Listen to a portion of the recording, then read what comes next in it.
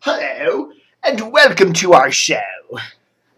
How you doing, everybody? It's Big Dave, here on DCRTV.com. Nothing to say today. Nothing to say.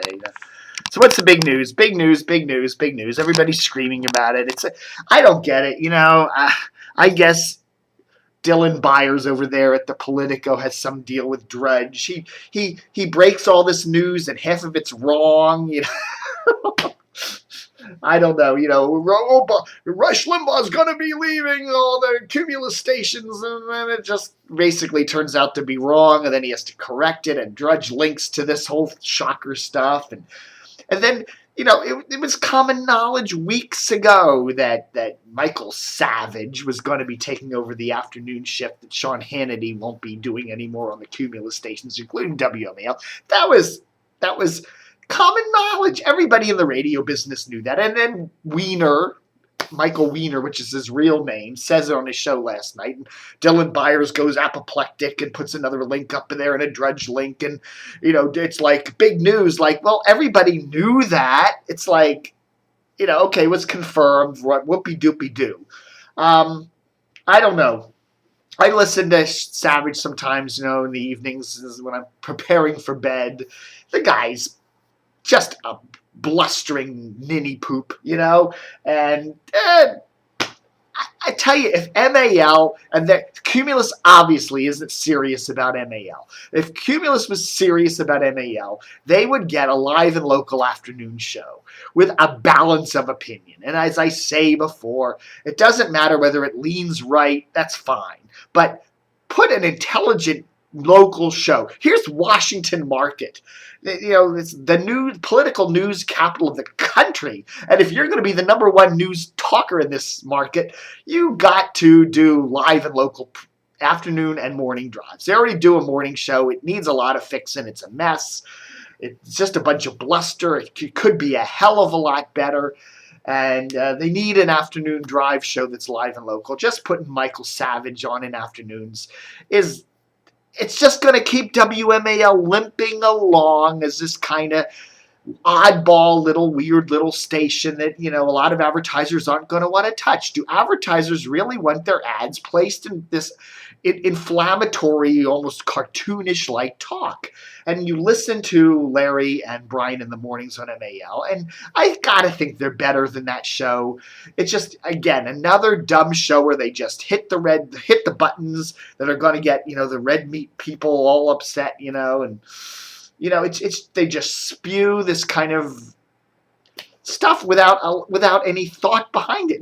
They could have done they probably did somewhere in the 5 o'clock hour some analysis of the Cuccinelli-McAuliffe debate last night on WRC, and I'm sure they did. They did talk about it a little bit, but they didn't talk about a lot of it. And a lot of what they talked about seemed like they were just getting the talking points straight from the Cuccinelli campaign. They need to mix it up on the show politically. I don't mind if they talk about the Cuccinelli is wonderful kind of thing, but they need someone else on the show to balance it out. And they could have spent so much more time with a thoughtful discussion today, and they dropped the ball again. So I'm getting, angry. Last night I did watch part of the Cuccinelli-McAuliffe debate there for the Virginia governor thing on WRC Channel 4. And first off, why do you put ad breaks in a debate? Or is NBC that effing cheap that they need to put ad breaks with political ads during the debate? I mean, can this big network, Comcast-NBC, just take an hour and just say no commercials? We're going to run a debate as a public service. They can't do that. And then at the end of the damn debate, they cut off Chuck Todd mid-sentence and ran this slamming ad against, it was a ad against Cuccinelli. Not an ad against McAuliffe. It wasn't a Cuccinelli ad. It was one of these third-party ads. But it just, you got this debate, and then and then Chuck Todd's making his final comments. Thank you for what? And then boom, this slamming ad comes on, and it just ruined the whole experience.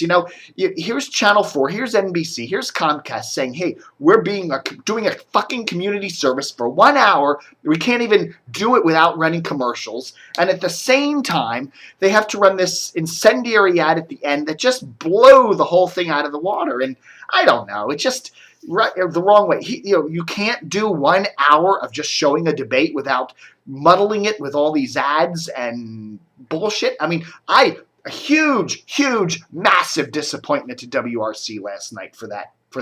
It was a joke, and I haven't seen anybody else writing it. I don't know, maybe I'm the only one who cares. I doubt anybody else was watching it. They were all watching Channel 5 or something, but anyhow, you sit there and go, can't these broadcasters just do anything right anymore?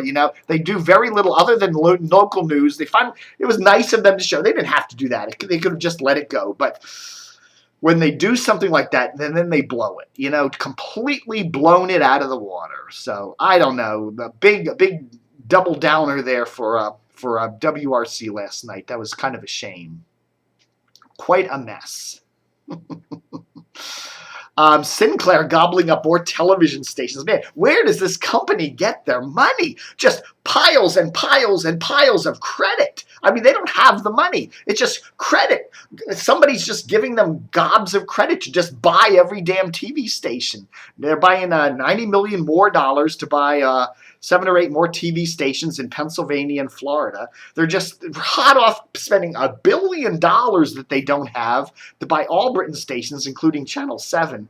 I mean, and then they're doing the shell game thing. They actually control or operate 3 stations in a small market, but they're in different companies like Cunningham Broadcasting and these other companies that are basically, they're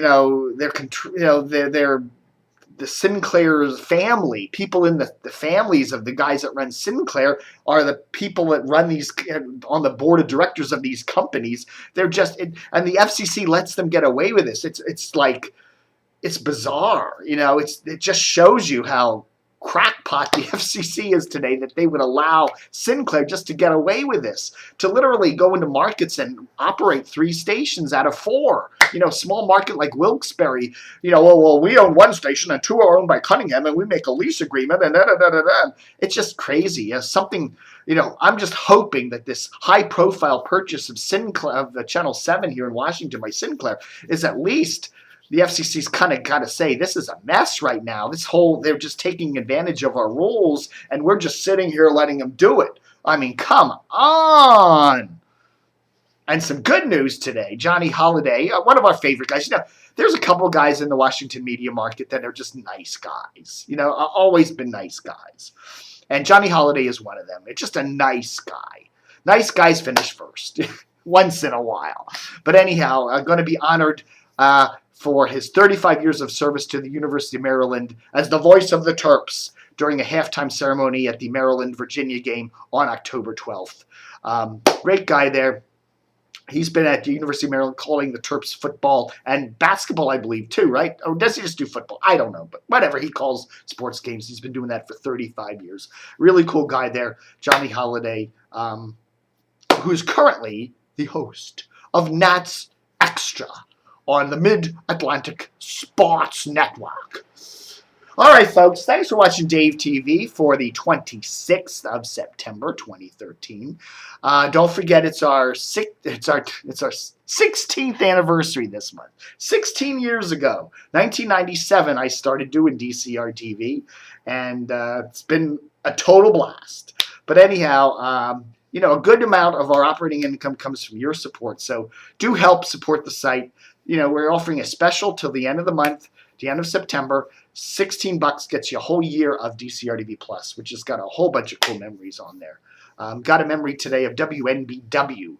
Remember WNBW? They used to be what WRC was before WRC became WRC. Whole bunch of cool stuff. So check it out, DCR TV Plus. $16 a year. You can go up to 10 years with it if you want to send us $160, but it's a great rate. And you not only getting all that cool memories of the Washington, Baltimore media world and all that, you're helping support DCRTV, because we are an independent site and we don't have Media Bistro or the Washington Post or whatever to control us and tell us what to think. We're independent. All right, thanks for watching Dave TV. Book 'em, Dano.